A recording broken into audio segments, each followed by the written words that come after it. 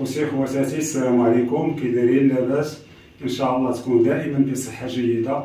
واليوم جينا لكم بواحد الوصفه اللي هي سهله واللي تقدروا توجدوها في الدار بمكونات بسيطه واللي نتمنى تعجبكم. وندوزو للمقادير وطريقه التحضير. بالنسبه للمقادير، هنا عندي واحد 400 غرام ديال الرز الصفر اللي سلقتو بهذه الطريقه.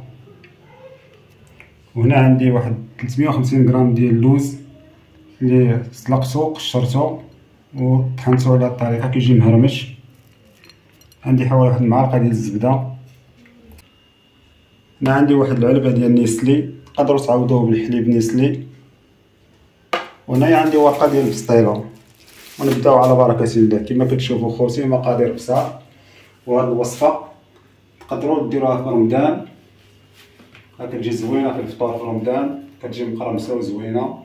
وندوزو طريقه العمل. ونبداو كنديرو الرز هو الاول.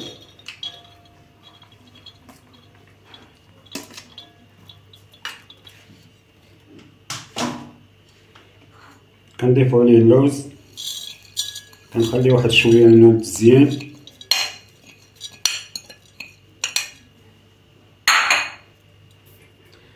هنا كنضيف نيسلي،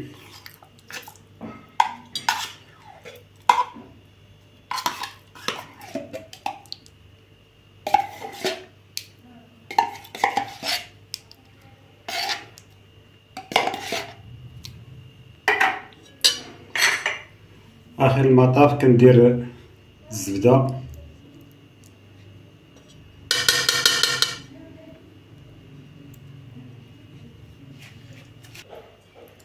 ودابا كنخلطوا المكونات كاملين حتى كينسجموا بهذه الطريقه.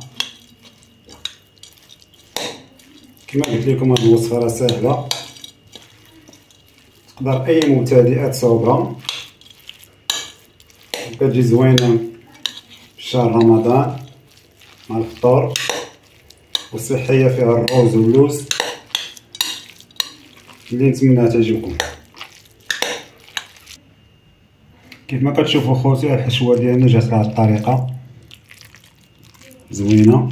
هنا عندي صفر ديال البيضه باش نلصق به الورقه. ونبداو على بركه الله. بالنسبه للورقه كنجبدو بالوحده باش ما تنشفش لينا الورقه. كنخلوها في البلاستيك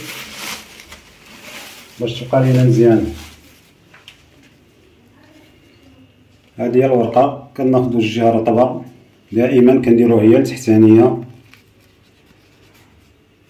على هذه الطريقه. كما كتشوفوا خوتي، هنا راه دهنت سطح العمل باش ما تلصقش لينا الورقه.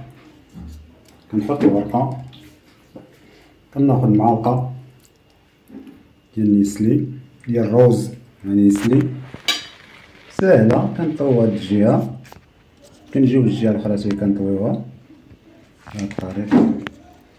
كنبداو نجمعو على هاد الشكل. هنا كنديرو شويه البيض باش يشد لينا، باش يلصق لينا ورقه على هاد الشكل. انا مكمل على هاد الطريقه. ملي ندوز نقليهم نوريكم كيفاش. هنا كنعاود معكم وحده اخرى. كندير معلقه كبيره ديال الروز نيسلي.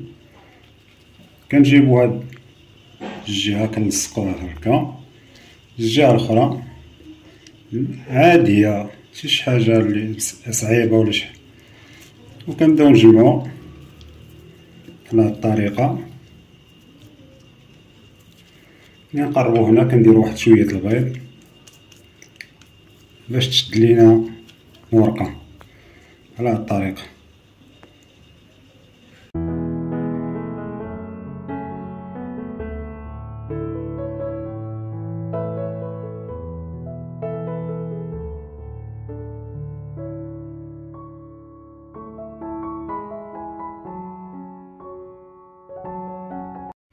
كما كتشوفوا خوتي خواتاتي، الكميه اللي عطاتني كميه وافره. ودابا ندوزو ان شاء الله نبداو نقليو فيهم. هنا من بعد ما سخلينا الزيت كنقصوا عليه العافيه النار وكنبداو نقليو بهاد الطريقه.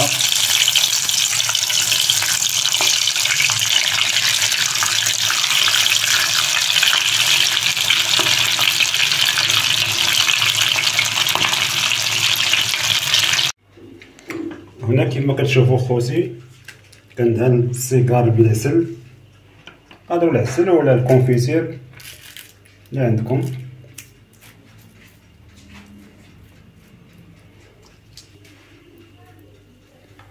هنا كنضيفوا السكر كلاصي،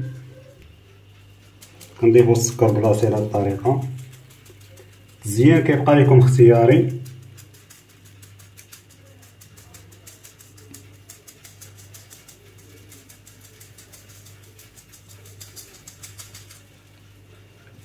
هنا كنضيف واحد الخطيطات ديال القرفه على هذه الطريقه.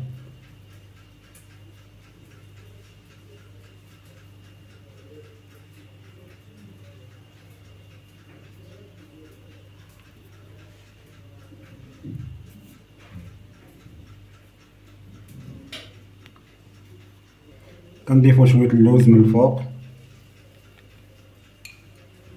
بهذا الشكل.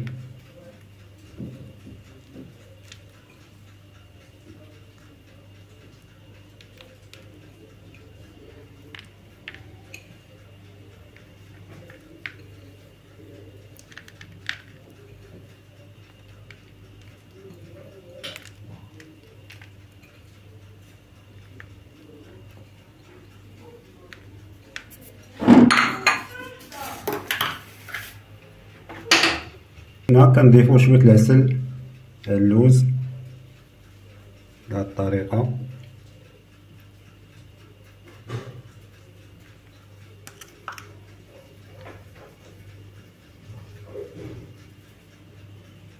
غنمشي على هذه الطريقه تنكمل السيجار كله ونتلاقاو من بعد.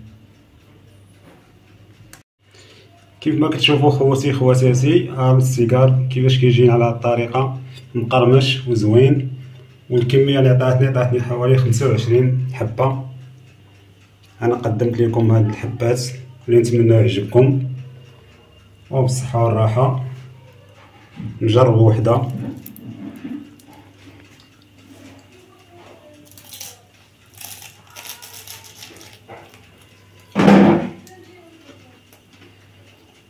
هاد التقرميشه واحد المذاق يا سلام.